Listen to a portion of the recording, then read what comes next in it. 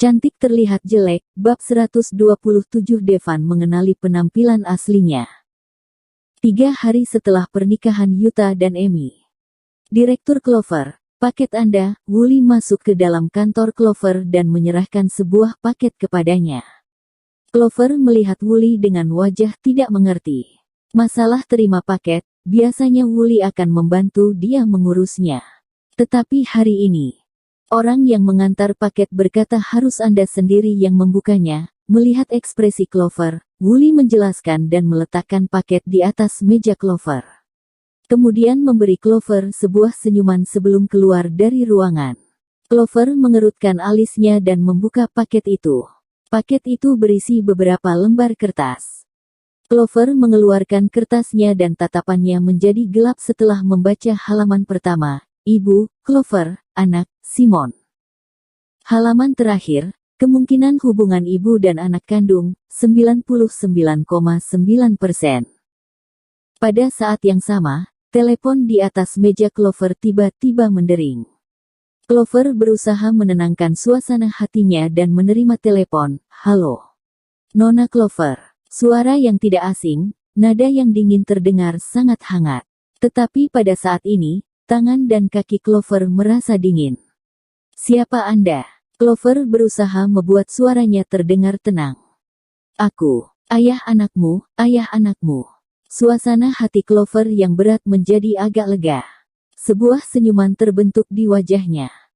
Tuan Devan, saya tidak mengerti apa yang Anda katakan. Keluar dan belok kanan, aku tunggu kamu di kafe situ. Clover belum siap menjawab dan telepon sudah dimatikan. Pada saat Clover sampai, Dylan berdiri di depan pintu. Dylan menatapnya dengan aneh dan akhirnya membawa Clover masuk ke dalam kafe. Devan sedang duduk di kursi yang terbuat dari bambu. Jarang-jarang, dia tidak memakai celana kain hari ini tetapi memakai baju olahraga yang berwarna abu-abu. Penampilannya terlihat muda dan keren. Waktu 4 tahun tidak membuat Devan terlihat tua, hanya terlihat lebih dewasa. Nona Clover bersikap begitu ramah kepada semua pria. Devan berkata dan menekankan kata, ramah. Wajah Clover menjadi merah. Dia juga merasa sedikit frustasi. Karena pekerjaannya, beberapa tahun ini Clover melihat banyak pria tampan. Tetapi hanya pria ini yang membuat dia tidak bisa menggeser tatapan darinya. Siapa yang tidak suka melihat manusia dan barang yang enak dilihat?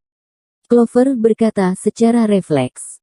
Mendengar kata-kata itu, ekspresi pria di hadapannya langsung berubah. Dia duduk dengan tegak dan melihat Clover dengan tatapan aneh. Seorang wanita juga pernah mengatakan hal yang sama kepadaku. Clover merasa kaget seperti ada sesuatu yang jatuh di dalam hatinya. Sepertinya dia pernah berkata seperti ini kepada Devan. Clover menundukkan kepalanya dan mencicipi teh yang berada di meja. Clover merasa Devan sedikit aneh hari ini.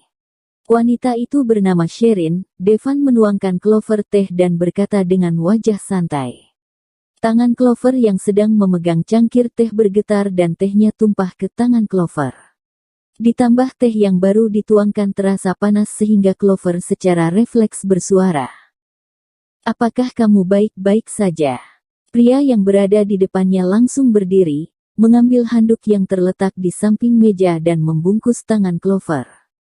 Aku baik-baik saja. Melihat reaksi Devan, Clover tidak berani berbicara lagi.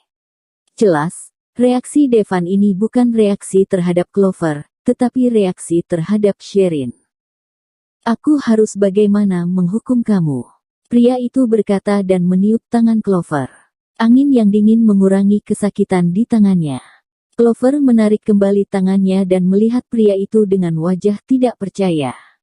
Tatapan Devan jelas masih memiliki kemarahan, tetapi jelas sudah tidak sedingin dulu lagi bahkan ada sedikit kelembutan di tatapannya. Bibir Devan membentuk satu garis yang tipis. Dia melihat Clover dengan dingin. Apakah hidup Nona Clover bahagia selama 4 tahun ini? Devan berkata dengan nada tenang, tetapi Clover yang mendengarnya merasa seperti ada batu besar yang dilempar ke hatinya. Ekspresi Clover menjadi kaku dan dia tiba-tiba berdiri, ingin meninggalkan kafe.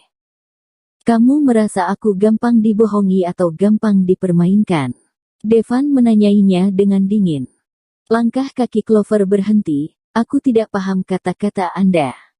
Clover jelas tahu kecemasan dan kerisauan yang Devan berikan adalah terhadap Sherin. Clover juga jelas tahu Devan sudah tahu identitas aslinya. Tetapi Clover harus bagaimana? Penyiksaan 4 tahun ini termasuk apa kalau sekarang mereka bersama kembali?